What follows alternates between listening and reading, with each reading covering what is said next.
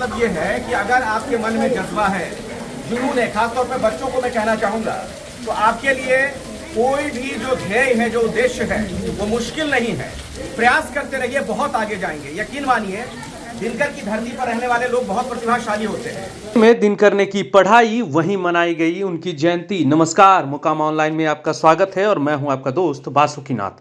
मोकामा घाट के रेलवे उच्च विद्यालय में धूमधाम से मनाई गई दिनकर जयंती। इस अवसर पर मोकामा नगर परिषद के कार्यपालक पदाधिकारी मुकेश कुमार, सभापति नीलेश कुमार, उप सभापति नीतू देवी, एबीपी न्यूज के लोकप्रिय एंकर अखिलेश आनंद, अभिषेक कुमार सहित सैकड़ों बच्चे और स्थानीय लोग उपस्थित थे।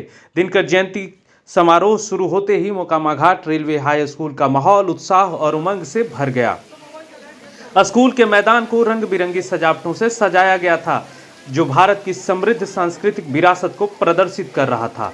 प्रसिद्ध कवि रामधारी सिंह दिनकर की जयंती मनाने के लिए छात्र, शिक्षक और स्थानीय लोग उत्सुकता से एकत्र हुए थे।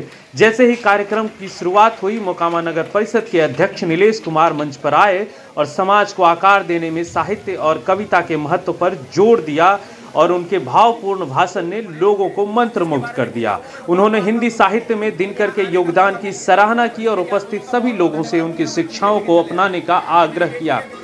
उपसभापति नीतू देवी ने अपने प्रेरक शब्दों के साथ ऐसे साहित्यकारों की जयंती मनाने के महत्व पर प्रकाश डाला, जिन्होंने हमारे सांस्कृतिक ताने बाने पर एक अमिट छाप छोड़ी है। उन्होंने युवा पीढ़ी को दिनकर के कार्यों में गहराई से उतरने और उनके गहन विचारों से प्रेरणा लेने के लिए प्रोत्साहित किया। मोकामा नगर परिषद के कार्यपालक पदाधिकारी मुकेश कुमार ने इस साहित्यिक उत्सव के महत्व पर जोर देते हुए अपनी उपस्थिति से कार्यक्रम की शोभा बढ़ाई।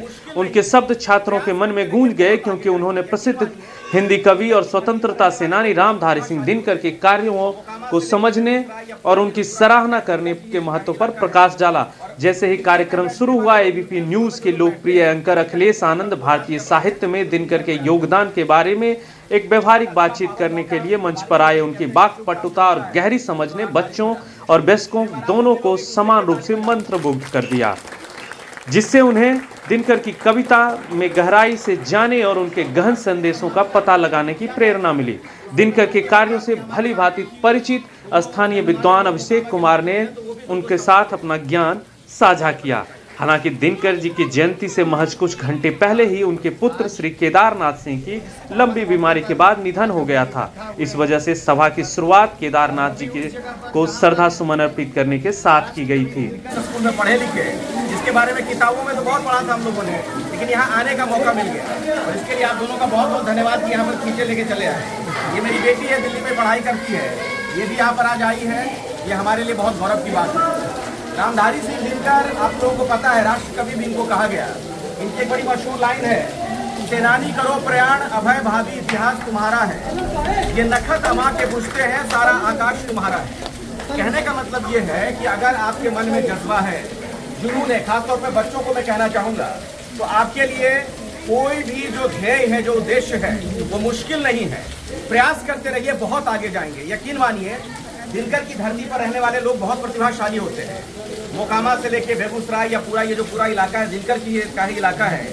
और दिल्ली में बैठने वाले लोग, यूटीएन जोन में जो लोग बैठते हैं, सबसे अधिक अगर किसी कवि को याद करते हैं तो दिनकर को याद करते हैं। तो बहुत अच्छा पावन मौका है। और देखिए, बारिश हो रही है, कहते हैं कि शुभ काम जो होता है उस दौरान बारिश हो जाती है। तो एक बार आप सभी लोग एक दूसरे के लिए ताली बजा दीजिए।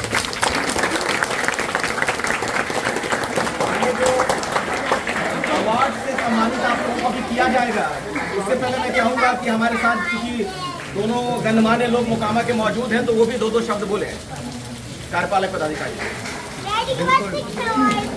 हाँ, मेरे पास आज इस पावन मौके पर आज हम लोग इकट्ठा हुए हैं एक जगह पर, और वो भी उस जगह पर जहाँ पर राष्ट्र कवि दिनकर जी जहाँ पर अपना पढ़ाई किए और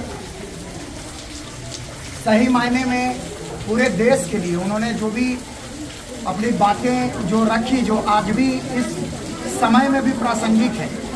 और हम लोग, जैसा कि अभी भैया ने बताया भी, यहाँ की बात हो या दिल्ली में यूटीएन जोन्स में जो बैठे हुए लोग हों, इनकी चर्चा बराबर होती है और साथ ही साथ इनसे सीखने को भी आज भी लोग जो है प्रेरणा लेते रहे हैं। तो बिल्कुल इनका मुख्य रूप से अगर हम लोग समेकित करें तो एक बात जरूर है कि अपने अपने जीवन में सफलता प्राप्ति के लिए संघर्ष पथ की ओर अग्रसर रहने की प्रेरणा हमें मिलती है राष्ट्रकवि दिनकर जी से। यह हम लोगों का सौभाग्य है कि आज हम लोग आज इस जगह पर खड़े हैं जहां पर उन्होंने वो रह करके अपनी पढ़ाई पूरी की, शिक्षा प्राप्त किए और पूरे देश के लिए एक प्रेरणा स्रोत बने।